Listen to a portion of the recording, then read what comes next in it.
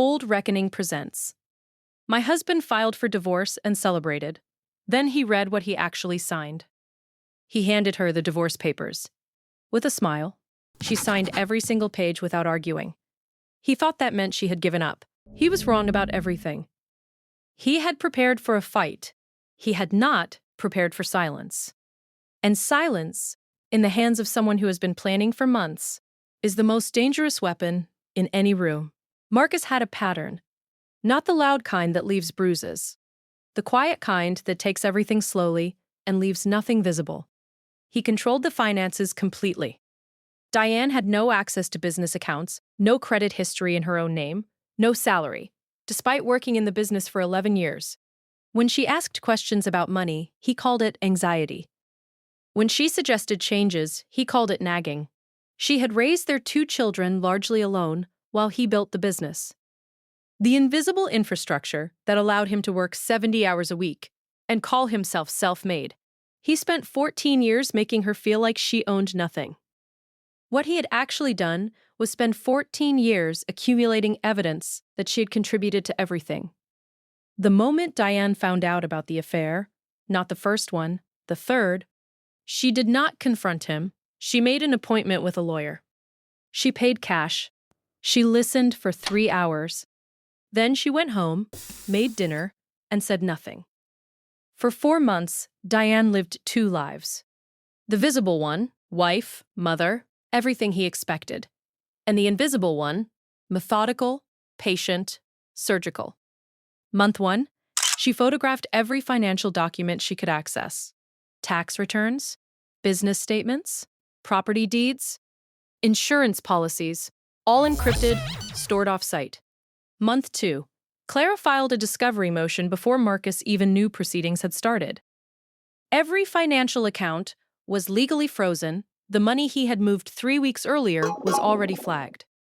Month 3, a forensic accountant traced $340,000 in transferred assets across 4 accounts. 2 of them were in names Diane had never heard. One was connected to the woman from the 3rd affair. Month 4, Marcus filed for divorce, proud and prepared.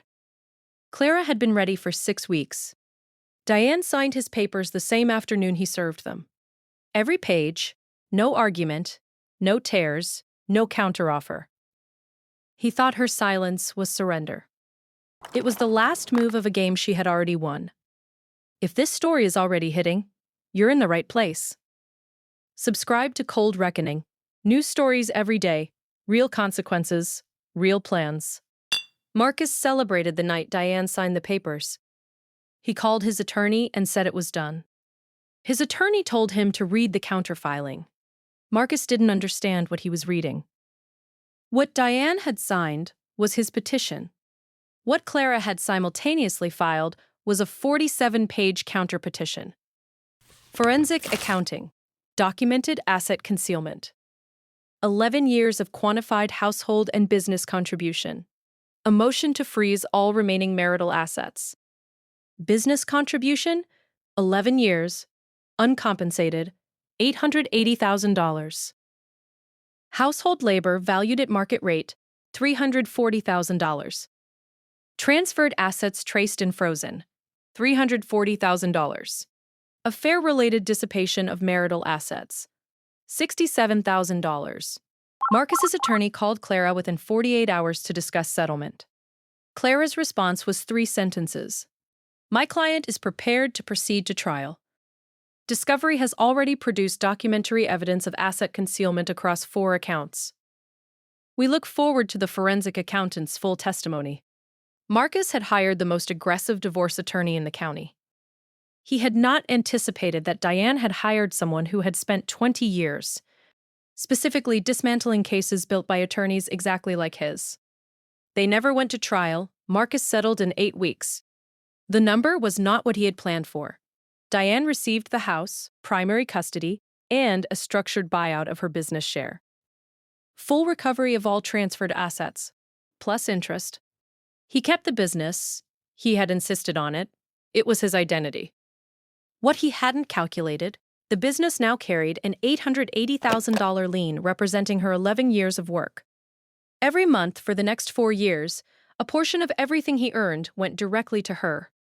He wanted to keep the business to feel like he had won. She let him keep it because she understood something he didn't. Owning the business was not the same as owning the outcome. 2 years later, Diane opened her own consulting firm. Her first client was one of Marcus's largest accounts. They had called her directly. The non-compete clause Marcus had tried to insert in the settlement? Clara had quietly removed it in round 2. Marcus never noticed. He had been watching the wrong thing.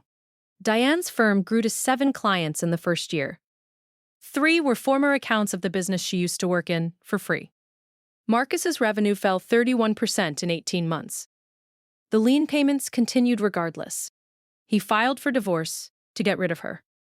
What he actually did was free her, with full financial backing and 4 years of his income going into her future. He had written the check himself. He just hadn't read what he signed. Subscribe to Cold Reckoning and share this with someone who needs to hear. That silence can be the most powerful strategy in the room.